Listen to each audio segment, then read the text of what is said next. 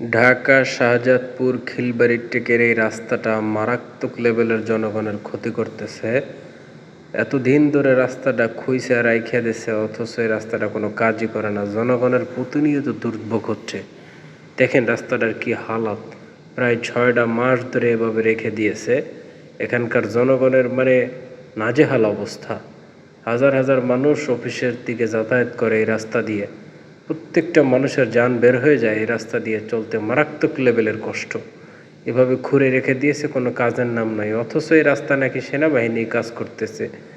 কোথায় কন্ট্রাক্টর, কোথায় কি কোনো হুঁশ নাই। এইভাবে রাস্তার মাঝখানে গোমূত পায়খানা যা আছে সব যায়, জঘন্যতম অবস্থা, যেটা বলার মতো না। রাস্তার অবস্থা দেখেন।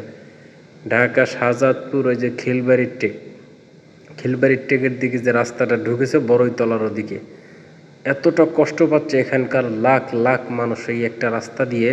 সন্ধ্যার পরে এতটা চাপ পড়ে আপনারা বিশ্বাস করতে পারবেন না। মারাত্মক চাপ পড়ে এই রাস্তাটার একদম সোগা মেরে থুয়ে দিছে।